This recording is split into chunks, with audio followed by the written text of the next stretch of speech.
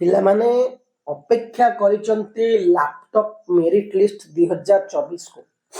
ଦେଖନ୍ତୁ ସମସ୍ତ ଛାତ୍ରଛାତ୍ରୀ ମାନଙ୍କୁ ସ୍ୱାଗତ କରୁଛି ଆମର ୟୁଟ୍ୟୁବ ଚ୍ୟାନେଲରେ। ତ ଆଜି ଆମେ ଓଡ଼ିଶା ଷ୍ଟେଟ୍ ସ୍କଲାରशिପ୍ ପୋର୍ଟାଲରେ ଅଛେ। ଏଠି ଆମେ ଆଲୋଚନା କରିବା ଲାପଟପ୍ ଯୋଜନା ବିଷୟରେ। ଲାପଟପ୍ ଉପରେ ମେରିଟ୍ ଲିଷ୍ଟ ଆସିବ କେବେ ନା ଟୋଟାଲ ଲାପଟପ୍ ଏ ବର୍ଷ ସ୍କଲାରशिପ୍ ମିଳିବନି, এইଭଳି କିଛି ପ୍ରଶ୍ନ ଉପରେ ଆମେ ଆଜି ଡିସ୍କସନ କରିବାକୁ ଯାଉଛେ।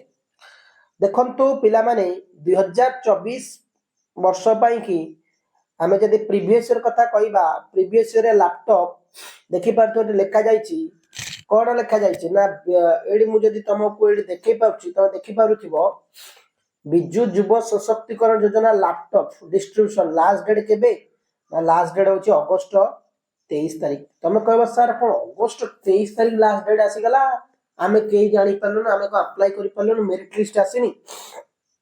ଏଗୁଡ଼ା ହେଉଛି ବୋଧେ ପ୍ରିଭିୟସ୍ ଇୟର। ତ ଏଇଟା 15,000 ଛାତ୍ରଛାତ୍ରୀ ମାନଙ୍କୁ ମିଳୁଛି କ'ଣ ନା ଲାପଟପ୍ ମିଳୁଛି। ତ ଏଠି ଦେଖିପାରୁଥିବ ଏଇଟା 23-24 ପାଇଁ କି ଆମର 24-25 ବର୍ଷ ପାଇଁ ଆସିନି।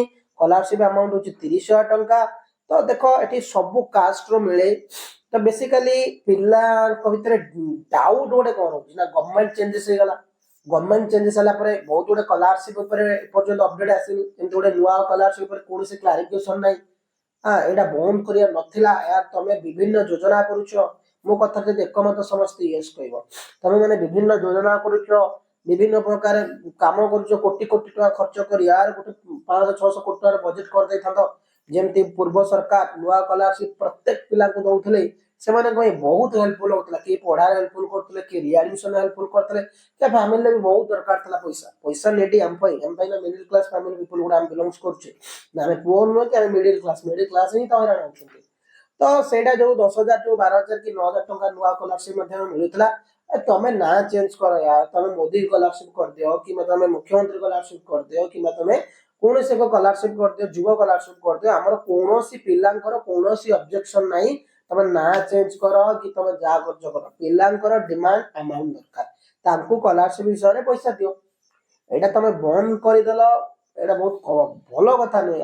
ଆମେ ତମେ ଭତ୍ତା ବଢେଇ ଦେଲ, ଠିକ ଅଛି ବଢେଇଲ, ତମେ ବିଭିନ୍ନ ପ୍ରକାର ଜିନିଷ ବଢଉଛ କଲା ଆମାଉଣ୍ଟରେ, ସବୁ କିଛି କରୁଛ ସବୁ କିଛି କିଷାନଙ୍କ ପାଇଁ କରୁଛ ସବୁ କିଛି, ବଟ୍ ଷ୍ଟୁଡେଣ୍ଟସ୍ ମାନଙ୍କ ପାଇଁ ଥର ଭାବିବାର ଅଛି। ଆଉ ଗୋଟେ ଷ୍ଟୁଡେଣ୍ଟସ୍ ର ସ୍କଲାରସିପ୍ କେତେ ନେବି, ସବୁ ପିଲାଙ୍କୁ ନହେଲା ନାହିଁ, କିଛି କିଛି ପର୍ସେଣ୍ଟ ପିଲାଙ୍କର ଦରକାର ଅଛି।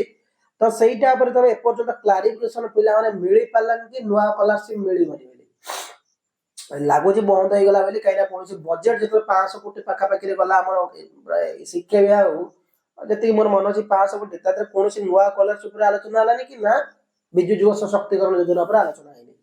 ତ ଏଇଟା ବିଜୁ ଯୁବ ସଶକ୍ତିକରଣକୁ ନାଁଟା ତ ଚେଞ୍ଜେସ୍ ହେଇଯିବ ପୁରା 101%, ବଟ୍ କେବେ ଆସିବ କି ଆସିବନି ଏଇଟା ତ କନଫ୍ୟୁଜନ ଏପର୍ଯ୍ୟନ୍ତ କ୍ଲିୟର ହଉନି। କାହିଁକିନା ଏପର୍ଯ୍ୟନ୍ତ ଭିତରେ ମେରିଟ୍ ଲିଷ୍ଟ ଆସିଯିବା କଥା, ଅଗଷ୍ଟ ମାସ ହେଇଗଲାଣି, ସେପ୍ଟେମ୍ବର ଭିତରେ ଆସିକି ପିଲାମାନେ ସେପ୍ଟେମ୍ବର ଲାଷ୍ଟ ବେଳକୁ ପଇସା ପାଇଯାନ୍ତି। ଆର ବର୍ଷ ପ୍ରାୟ ସେ ସେପ୍ଟେମ୍ବର ବେଳକୁ ପଇସା ପାଇଯାଇଥିଲେ। ତ କ'ଣ ପାଇଁ ଏତେ ଡିଲେ କରାଯାଉଛି କି ଆସିବନି ଏ ବର୍ଷ, ତ ସେଇଟା ଉପରେ ବି ବହୁତ ଫୋକସ୍ କି ଯଦି ନ ଆଇଲା ତାହେଲେ କ'ଣ କରାଯିବ, ଯଦି ଆସିଲା ତାହେଲେ କ'ଣ କରାଯିବନି। ତ କେବେ ଆସିବ ମେରିଟ୍ ଲିଷ୍ଟ ଗୁଡ଼ା, ଏଇ ଯୋଉ ଲେଖୁଛି ଅଗଷ୍ଟ 23 ତାରିଖ ସତ୍ୟ, ଏଇଟା ପିଲେ ଏଇଟା ଭୁଲ କଥାଟା। ଏଇଟା ଏ ବର୍ଷ ନୁହେଁ, ଏଇଟା 23-24 ବର୍ଷର। 30,000 ଟଙ୍କା କୁ କମ ଜିନିଷ ନୁହେଁ। ଯଦି ଡେରି କରୁଛ, ଆଇ ଏକ୍ସପେକ୍ଟେଡ ଆଇ ହୋପ କି ତମେ 40,000 କରିଦିଅ, 30,000 40,000 କରିଦିଅ। 1,500 ଜାଗାରେ 3,000 ପିଲାଙ୍କୁ ଦଉନା, ସେଇଟା ମୁଁ ବହୁତ ଖୁସି ହେବି। 3,000 ପିଲା ଛାଡ଼ି ଗୋଟେ ଏକ୍ସଟ୍ରା ପିଲା ପାଇଲା, ଆମ ଓଡ଼ିଶାର ପିଲା ଫାଇନାନ୍ସିଆଲ ଇସ୍ୟୁରେ ଷ୍ଟ୍ରଙ୍ଗ ହେଇଯିବ, ବହୁତ ଖୁସି ଲାଗିବ, ହେଲ୍ପଫୁଲ ଲାଗିବ। ମତେ ଲାଗେ ବହୁତ ବେଟର ହେଲା, କାହିଁକିନା ଆମେ କାହା ପାଇଁ ତ କିଛି କରିପାରୁନେ, କେବଳ ଶିକ୍ଷାଦାନ ଦେଇପାରୁଛେ, କାହାକୁ ଟଙ୍କାଟାରେ ତମେ ସାହାଯ୍ୟ କରିପାରୁନେ, ସେମିତି କିଛି ନିଡି ପର୍ସନକୁ ଦେଇ ହଉଛି, ହେଲ୍ପଫୁଲ କରିହଉଛି। ବଟ୍ ଆମେ ବି ସିମ୍ପଲ ଫ୍ୟାମିଲି ଲୋକ, ତ ସେଥିପାଇଁ ଯଦି ଗଭର୍ଣ୍ଣମେଣ୍ଟ ଚାହୁଁଛି 15,000-1,500 ପିଲାକୁ ଯଦି ସବୁ ତ ନାଁ ଚେଞ୍ଜ କରୁଛ, ବଟ୍ ମୁଁ କହୁଛି ବିଜୁ ଯୁବ ସଶକ୍ତିକରଣ ଯୋଜନା ନାଁ ଚେଞ୍ଜ କରିଦିଅ, ମନା ନାହିଁ। ବଟ୍ 1,500 ଜାଗାରେ 3,000 ପିଲାଙ୍କୁ ଦେଇଦିଅ, 30,000 40,000-50,000 ଟଙ୍କା ଦିଅ। ବହୁତ ଖୁସି ରହିବି, ତମ ଗୋଟେ ମାସ ଡିଲେ ହଉ ନା କାହିଁକି। ବଟ୍ ଏପର୍ଯ୍ୟନ୍ତ କୌଣସି ପ୍ରକାର ଲାପଟପ୍ ଯୋଜନା ପାଇଁ କି ଲାପଟପ୍ ମେରିଟ୍ ଲିଷ୍ଟ ପାଇଁ କି କୌଣସି ପ୍ରକାର ଆସିଲାନି। ଲାପଟପ୍ କ'ଣ ହବ, କେବେ ହବ, କେମିତି କ'ଣ ଚାଲିବ, ଏସବୁ ବିଷୟରେ କିଛି ମାନେ ଦେଖାଦେଲାନି କି ହଁ ୟାର ନାହିଁ।